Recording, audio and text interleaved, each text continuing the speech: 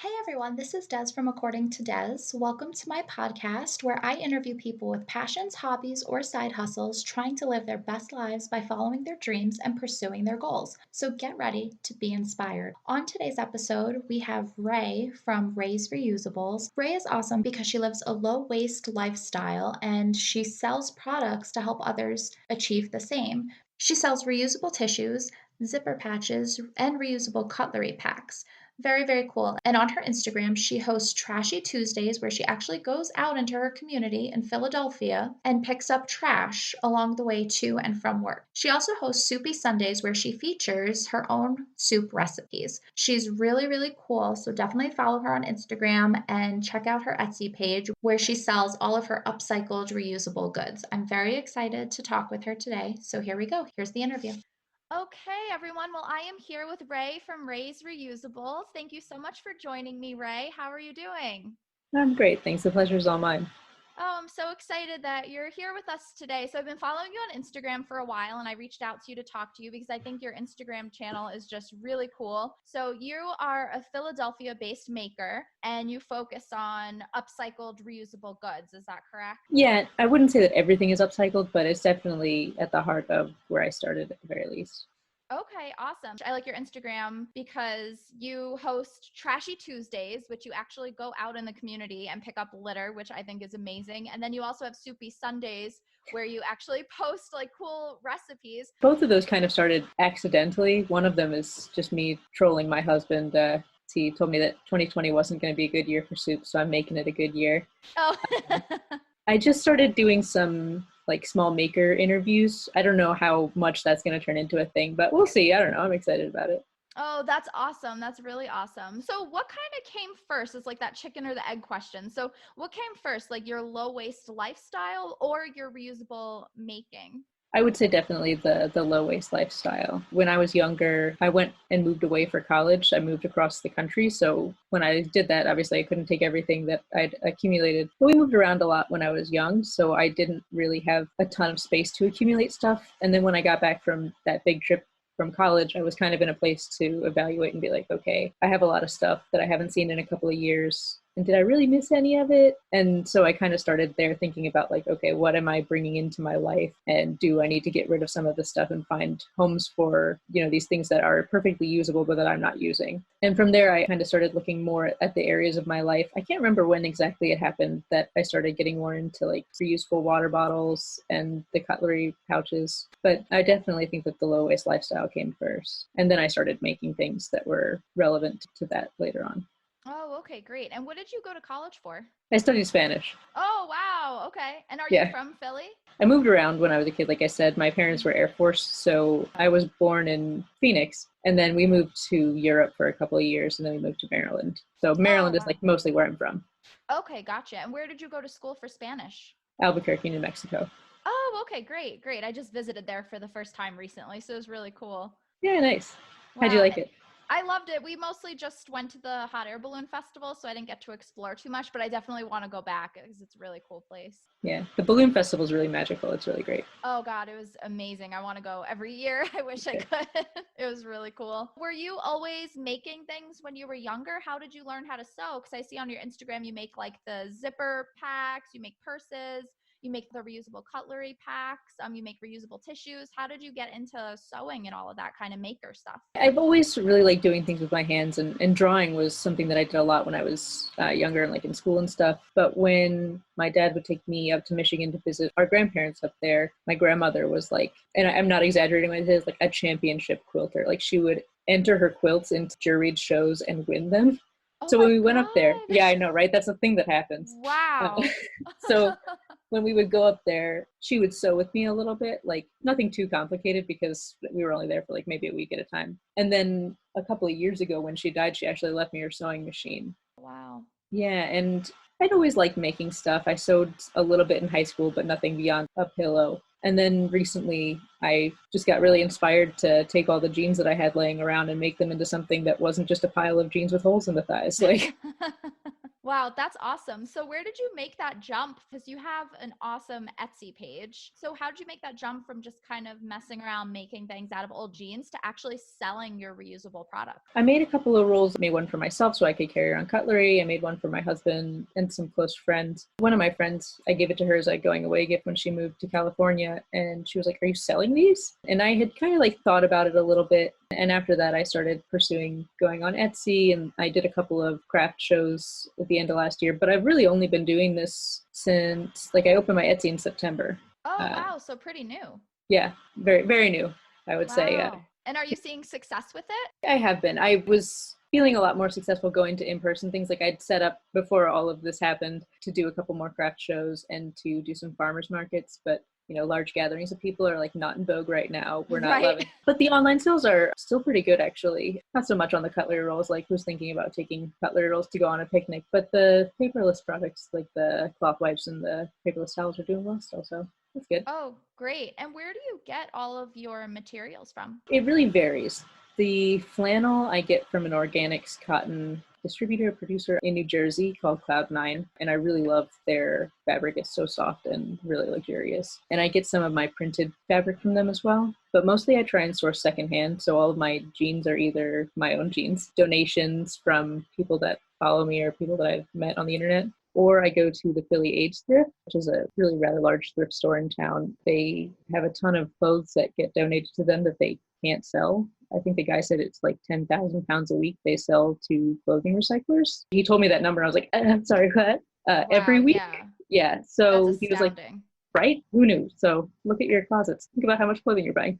He was like, yeah, we sell it all to clothing recyclers, so go up there and take whatever you want. And I did that once, and I still have a lot of jeans, so I'm working my way through those before I go. Oh, wow, that's great. How do you get the idea of what you're going to make? My thought is always for, I guess utility is the right word. Like, I don't want to make something that's cute, but that won't be used. I think it's really important to me that the items that I'm making have a purpose and that they're going to be used and reused for a long time. Anything that I bring into my life, that's the kind of philosophy that I try and attach to it. With the utensil rolls, for instance, I thought about that because I was going and taking my lunch into work every day, and having that utensil roll either there in my bag was really helpful for me. So things like that, produce bags, instead of using that little tiny plastic produce bag that is not recyclable, taking that instead. When I look at the jeans, I try and figure out how can I maximize using every part of this. I had a bunch of waistbands laying around. I was like, what am I going to do with all these stupid waistbands?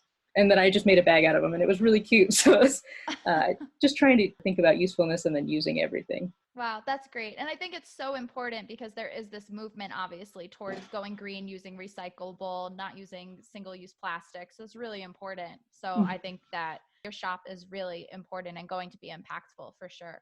Thank you. Do you actually make the silverware? Because I know they're made out of wood, or do you buy those? I buy them. So those ones, I did a lot of research actually because I found that a lot of the bamboo cutlery that I was seeing looked really splintery or it looked really sharp, and I wasn't happy with it. And then I found there's a company called Bamboo, BAMBU. Their importer, or like I guess head, is based in Portland, Oregon, and they partner with organic bamboo farmers in China, and they make those. I have a different company that I source the straw cleaners from, but they're also, I think, a UK-based company that partners with organic farmers in Vietnam. I try and be really selective when I choose my suppliers. Well, it does sound like you put a lot of research and thought into that. Yeah, I tried.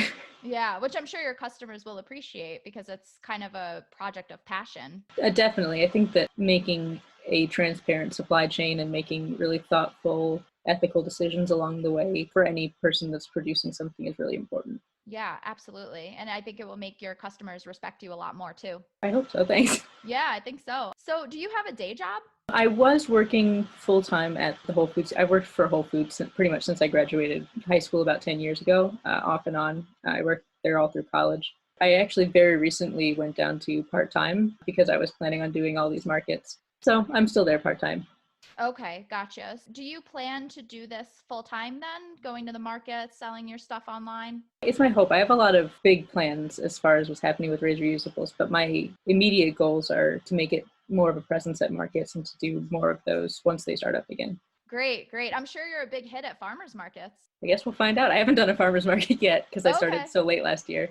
Oh, But okay, gotcha. So where do you find all of these markets to apply to? A lot of research. I just started typing in like farmers market Philly, farmers market South New Jersey, or farmers markets Pennsylvania. And since I'm just starting, I'm mostly doing the ones in Philadelphia area. It just took a lot of correspondence with different organizers. Some of them don't really do non-food vendors, so I had to find the ones that did. And there was one market actually that reached out to me to invite me, which I was like, oh, hello. Oh yeah, what a compliment. That's great. Yeah, I was very excited. I think, yeah, it happened once or twice. I was like, who, me? Oh, wow. That's awesome.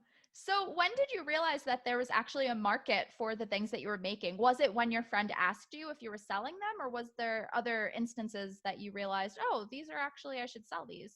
I've been making so many changes in my life, and I had a very good friend of mine. She's wonderful. She would be like, I've researched this product for your birthday. Check out this and that. She and I really inspire each other to be as eco-friendly as we can. Because I've been making all these changes, I think I realized that there was a broad audience of people who also were interested in making those changes, just trying to be as responsible as they could be in making purchases.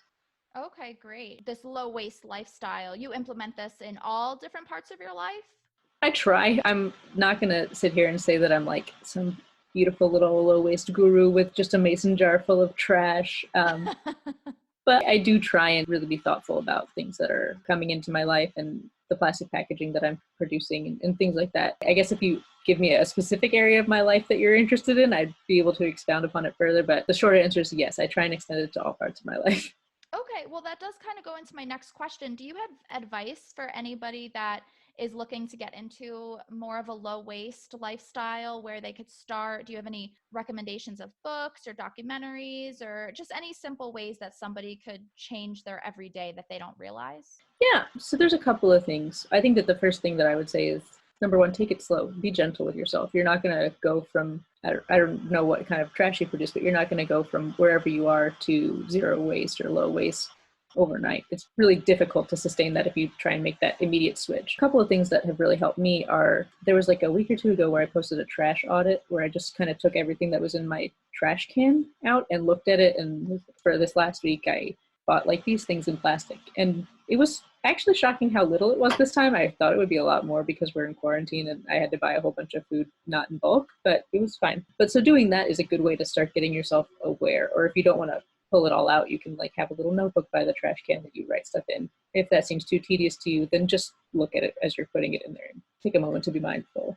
And then the other thing I would say is to just look at where you're using things that are disposable, like single-use items. I was never a really big plastic water bottles person, but some people are, and take out cutlery, things like that. Just anytime that you're using something once and throwing it away, being mindful of that and then trying to think about how to shift that. I don't really have any books that I read on the topic, but there are a ton of websites out there that are dedicated to it. My Instagram, I try and share some tips. I don't really know like how good I am at it. I'm trying, but no, I enjoy your Instagram a lot. It is very informative. And I love your Trashy Tuesdays. When did you start that? I only live like a mile from Whole Foods, so I would walk. I just walk and see so much trash on the ground. And I was like, oh, I guess it'd probably be just as easy for me to build 10 extra minutes into my walk and pick up trash along the way. And then there's like one less Target bag of trash that is going into the scooggle.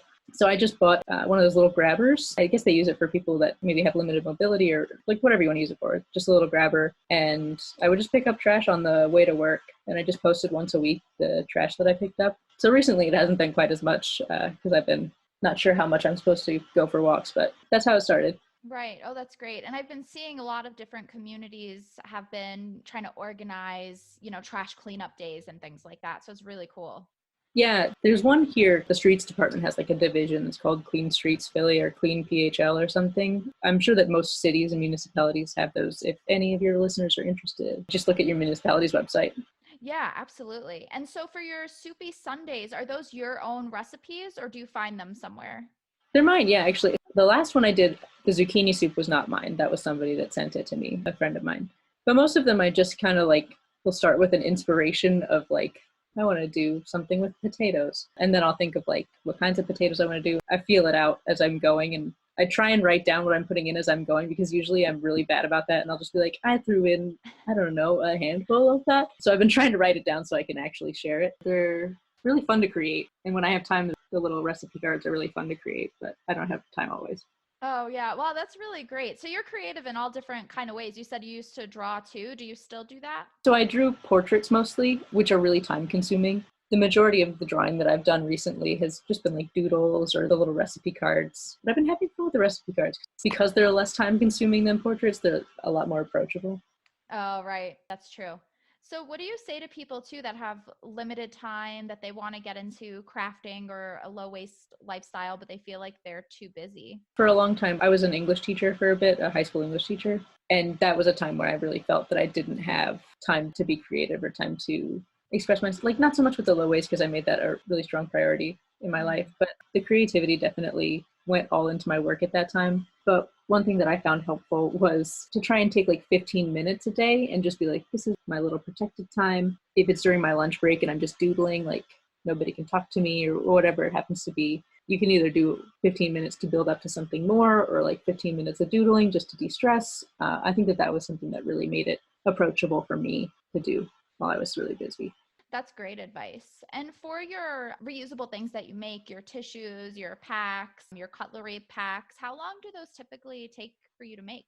It really depends on the item. The tissues and the paperless towels don't take quite as much time because it's just cutting it and serging around the edge. So it takes a while because I'll just be like sitting there serging and serging and serging over and over again. The rolls and the pouches, it depends. The ones that have slots for the cutlery, the rolls, take a bit longer because it's just more involved to cut the two different liner fabrics, sew the slots, and then sew them together and flip it inside out and all that. The pouches don't take me anywhere near as much because it's just two pieces of fabric that I'm sewing together and then sewing into the pouch. There's not as much involved there.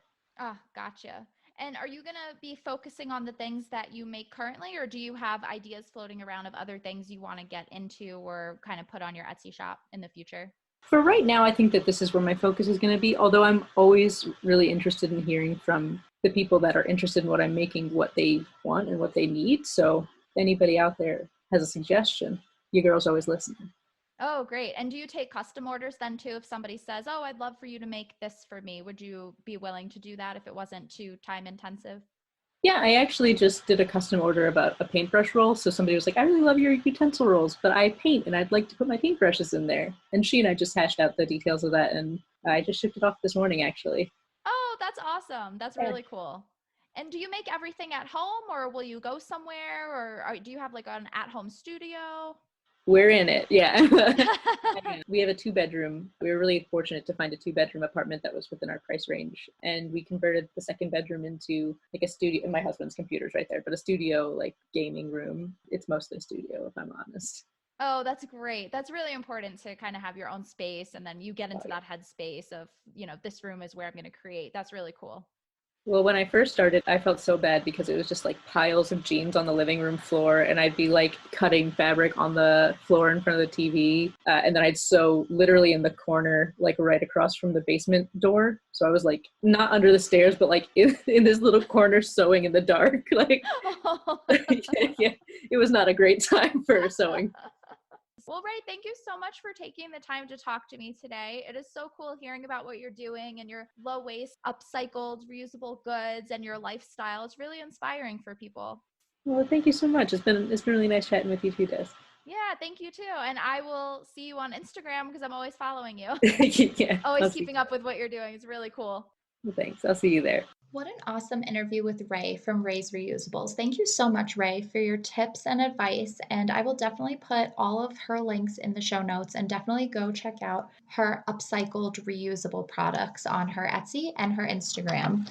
So inspiring. And so I saw a documentary a while ago called The True Cost on Netflix. I'm not sure if it's still on Netflix or Amazon, but definitely check that out. And the documentary just talks about how the fashion and clothing industry really impact our environment and how it's so important to buy reusable clothing items and to just minimize your shopping. And I actually used to work at Macy's and I would just look around and I was just kind of almost disgusted at how much clothes there were in the store. I couldn't believe it. I would look around and say, like, nobody is buying all of this stuff. I can't name the companies specifically, but I know there's a lot of companies that will just throw out their clothes that aren't sold or they'll burn them or whatever. And these are things that could be donated. So I think it's really important to shop reusable clothing items.